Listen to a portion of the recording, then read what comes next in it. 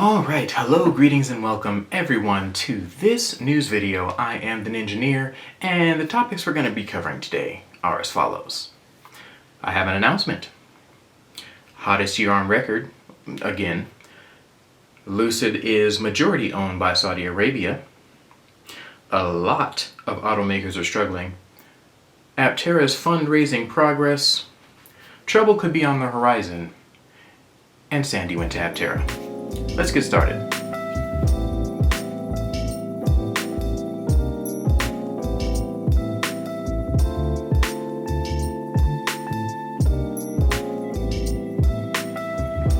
Alright, first things first, ladies and gents, I have an announcement.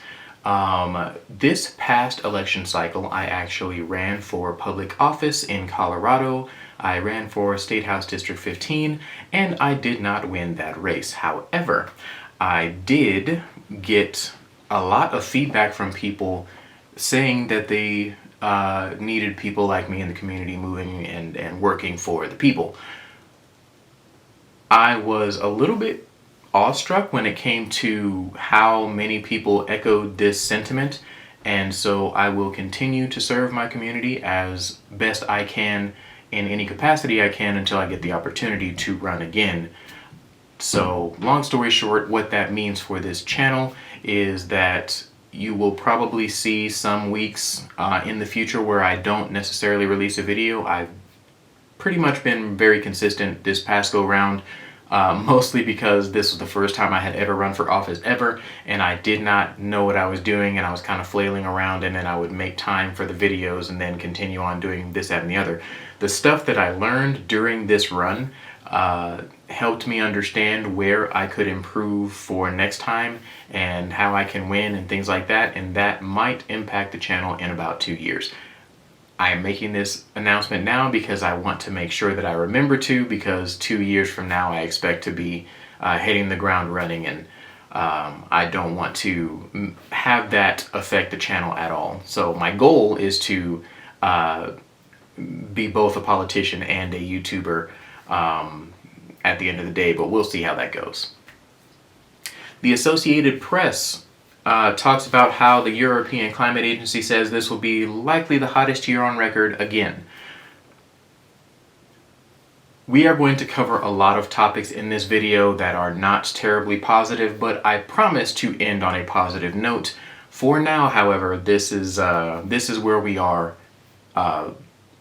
in the world today when it comes to climate change. This is going to be the hottest year on record again, beating out last year's record as the hottest year on record. So, yeah. Anyway, for the second year in a row, Earth will almost certainly be the hottest it's ever been, and for the first time, the globe this year reached more than 1.5 degrees Celsius of warming compared to the pre-industrial average, says the European Climate Agency, known as Copernicus. It is this relentless nature of warming that I think is worrying, said Carlo. I'm not even going to try, sir, but Carlo, director of Copernicus. I'm interested in where this data is coming from and the studies and stuff that led up to this, so I'm probably going to end up digging deeper into this, but as it stands, it looks like we're going to have another really hot year. Due in no small part to climate change. The data on this is very clear. Another side note to this story, the funds that are being raised right now, about 28 billion spent worldwide to adapt to climate change, is an all-time high. So that is a positive note in this negative note, that we are putting the most money we've ever put into climate change right now. The problem with that, it is still far short of the estimated 187 to 359 billion needed every year to deal with the heat, the floods, the droughts, and the storms, and things like that. We as a society have a unique opportunity. That opportunity is to take climate change seriously and prevent a lot of extra spending and potential casualties as a result of the changing temperatures and floods and droughts and things like that. we have a unique opportunity. And I believe that as a species, we are up for that challenge. So I'm just going to say, this is worrying, but I think we can do this. We got this, so long as we consistently push forward together. Okay, here we are. Now, Saudi Arabia's Public Investment Fund, or PIF, increased its stake in electric vehicle maker Lucid to 64.31% following the latest investment round, according to an SEC filing that they put out on Monday. The EV maker announced in mid-October that its majority stockholder intended to acquire 374 million shares in a private placement. This was actually announced some time ago. I did not cover it personally, but that was because I was not entirely certain Lucid would exist up to this point. But it looks like they're going to continue to exist as long as PIF is willing to invest in them. So yeah, there's a lot going on in the automotive industry that that is worth concern. But yeah, Lucid being mostly owned by someone else is one of those big things in my opinion, because when a company is not in charge of itself, then there are things that can happen that are against the interests of the company that the company more or less has to either do or, they have to at least concede some of that ground, because if they don't, then they could lose the CEO that is running the company, which could cause all kinds of chaos. Long story short, this is not a move that I think is a good sign. But at the same time, I don't think that this is necessarily going to be some kind of disastrous or terrible situation like people are trying to say it is in some news outlets. So yeah, long story short, we now have a company that is mostly owned by somebody else trying to make it into the EV world and become successful. We will see how that turns out, although historically, it usually doesn't turn out particularly great. In other EV news, Stellantis will cut 1,100 jobs at their Toledo plant for the Jeep Gladiator. The move from 2 shifts to 1 does not come as a surprise, with Gladiator sales slowing down this year and the automakers seeking to slash large inventories of the pickup as well as other models before the end of the year. Stellantis said the job cut could take effect as early as January 5th, and it had issued the necessary worker adjustment and retaining notification, or WARN notice, to local and state authorities. So they're cutting a lot of jobs, and they've already told their employees. As Stellantis navigates this transitional year, the focus is on realigning the U.S. operations to ensure a strong start to 2025, which includes taking the difficult but necessary action to reduce high inventory levels by managing production to meet sales. This is a Stellantis statement sent by spokesperson Jody Tenson. So basically they said, yeah, we're having trouble selling stuff, so we need to cut down our workforce, so we're meeting demand. That is a thing. Nissan cuts U.S. salaried workforce amid market struggles. Nissan is set to reduce its U.S. salaried workforce through a voluntary severance program as the automaker faces declining fortunes in its second largest market. The program targets white-collar employees, with buyout packages offered to Nissan and Infiniti staff aged 52 and over, and people in certain non-manufacturing units, and those aged 55 and over in the manufacturing organization. Hourly production workers are not affected. Approximately 21,000 people in the U.S., including around 9,000 hourly workers, are going to be cut, while the spokesperson Kyle Bazemore did not specify the number of jobs to be cut or the expected uptake of severance packages. He noted that only a small percentage of the salaried workforce is eligible. Yeah, 52 and over. By the time you are 52, ideally, you would not be working in a hard labor situation like a production line or an assembly line. It does still happen, but those numbers are going to be way smaller than the number of people that are actually cut. I would expect no more than about 6 or 7% of their workforce that is being cut here, is actually going to see any sort of benefit from this severance package situation.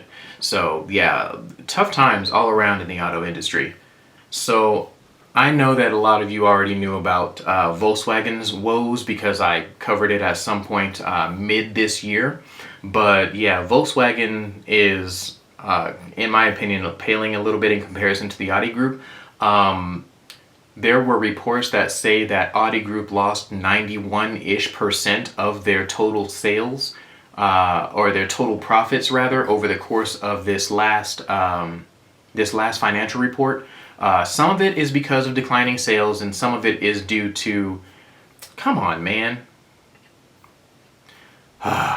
So I keep getting different advertisements for bras and bra accessories, mostly because people are tracking our data all the time, and my wife has been searching for things to buy for that situation for our little ones. And long story short, those ads are fairly regular, and I apologize for those that it may offend. I will probably end up blurring it out or something, but yeah, long story short, we are back to Audi Group instead of my random family troubles.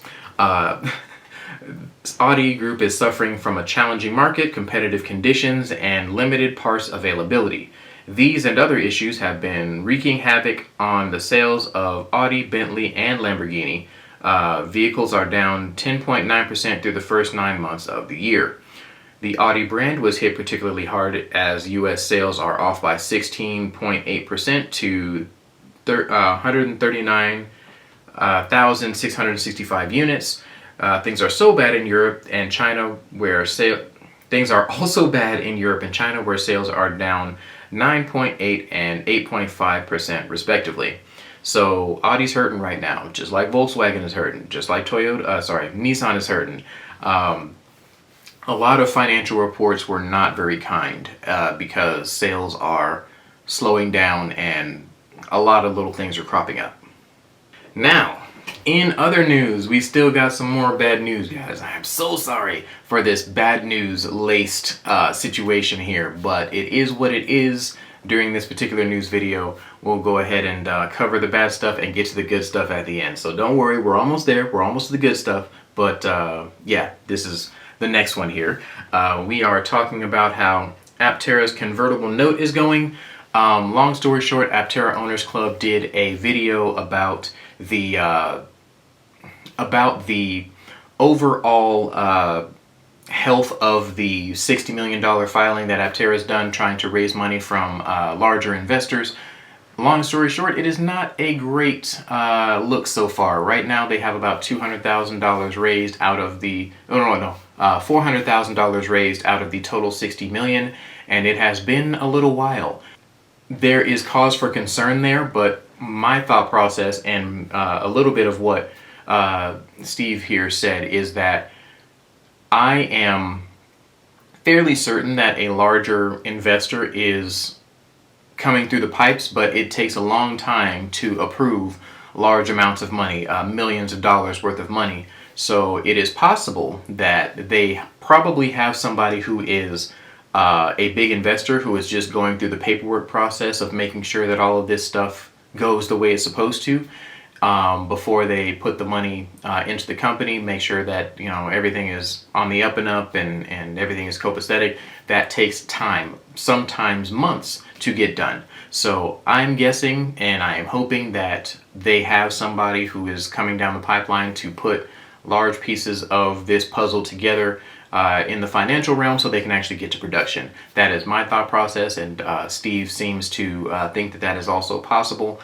Yeah, so 60 million is not coming along the way I was thinking it was, but that does not mean that they are not close to a breakthrough. All right, to top it all off, all of this bad news, I am also going to be talking about a little politics. I am so sorry for all of this craziness, but this last story is very important to Aptera. One of the things that the new president has decided that he wanted to do was end all of the subsidies or the investment in renewable energy in general. There was no specifics given there. He just said all of it needs to go. It did not help that his running mate, Elon Musk, also echoes this same sentiment, except he wants all subsidies to end for all energy across the board. So no oil subsidies, no renewable energy subsidies. That is their basic framework, their basic plan. For those of you who do not believe me, I understand where you're coming from here. And I do believe that you have access to the same information that I have access to, but I'm still going to link a couple of pieces of information down in the comments so you can actually see that I am not whistling Dixie, blowing hot air, blowing smoke. I am telling you only the strict facts. I am not going to tell you about my political leanings. I am not going to bother you guys with all of that craziness. What has been said and what is confirmed is that Donald Trump wants to end all subsidies for electric vehicles at the very least, and if the stretch goal, I suppose, is met, then all subsidies for all energy forms will go by the wayside. This affects Aptera for one major reason. They applied for what is called the ATVM loan, which is a government subsidy for renewable energy. So under a Trump presidency, there is a strong possibility that this will be sunsetted. I believe is the nice word for canceling. Because of this high likelihood, we have somewhere in the neighborhood of 74 days left of the Biden-Harris administration, and in other words, it is a very strong possibility that we only have 74 days left to get Aptera the ATVM loan. That sounds grim, but there is a way that you guys can help. I am on this Reddit post here where this gentleman was kind enough to, well, I don't know if they're a gentleman, Dr. Plexico was nice enough to write up a letter that you can send to the U.S. Department of Energy.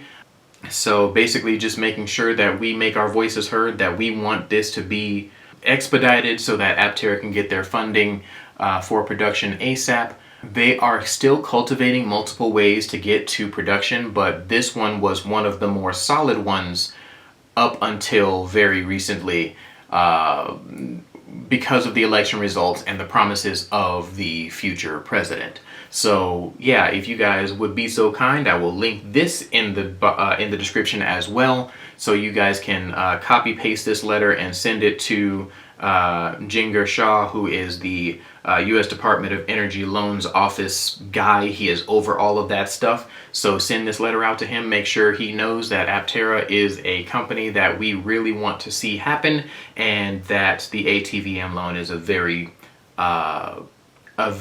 prominent way of making that happen. So if there was ever a time to mobilize as an Aptera group, as an Aptera group of people, now is the time to send this letter in. Like I said, I'll link it down below. I'm going to sound the alarm to all of the other YouTubers in the Apteraverse to see if they can make sure that they're getting this out to their subscribers as well. I will be sending it out to all the folks, so you know, this might be something that other people report on as well, but just make sure that if you know somebody that is a fan of Aptera and wants to see it happen, the ATVM loan is one of the best ways to get there, one of the surest ways to get there, and so we need to make sure that we are doing everything we can to get Aptera this loan. So yeah, that's all I'm gonna say about that. We can make this happen. We can help Aptera get to production with this letter. So please send it in. Click that email, click the send button, copy paste, do all the things, please. All right, ladies and gentlemen, the last story, the good story of today. I do not have any things that I like this week because of the announcement that I made at the beginning of the video. I did not have the time to go through the things that I like. But today we are talking about this video by Sandy Monroe. He went to the Aptera factory and did a tour and was thoroughly impressed with everything that happened. There were quite a few things that I looked at in the video while the camera guy was kind of moving around the vehicle that were really cool. The way that they pressed the parts, it's so beautiful. Just everything about the factory tour was so cool to see. The way the parts were produced, how they were bonded together, the weight of the vehicle. They talked about all kinds of different factors of the specs of the vehicle so far. Yeah, it was just an overall phenomenal video, and I know that I'm a week late reporting on this because generally speaking, I have a very set window and time schedule for my videos and recording and things like that. And so this particular video came out mere hours after I had gotten done recording. So I could not add this video to my last week's video. But yeah, here it is now. I'm going to copy this to Sandy Monroe, because he said that, yeah, you can use it, just make sure you let us know what, you know, and cite us for it and things like that. So yes, Monroe Live put out this video, just so you guys know. I will probably put a little tag in the bottom if I am so inclined or able. I am not an editor, but yeah, so thank you guys so much for watching this particular video. I know that I dropped a lot of stress on you guys, a lot of stressful stories on you guys. It is okay. We will make it. We are good. I believe Aptera can still get to production. I believe Aptera will still get to production. They have stated before that even without the monies from the 60 million or from the ATVM loan, that they'll be able to get to production. It'll just be a small start and a ramp up that has to take more time. So even though this news sounds bleak, it is not game ending for Aptera. Aptera will be okay. The auto industry will be okay. I do believe that everything will shake out in the end, regardless of who our leader is, regardless of you know, factors that may come up in the future. I believe that it is possible for us to make this transition and make this change to a renewable future. You guys are all wonderful. Thank you again for taking the time to watch this very long video. Yeah, keep keeping, keep on keeping on, and yeah, catch you next time.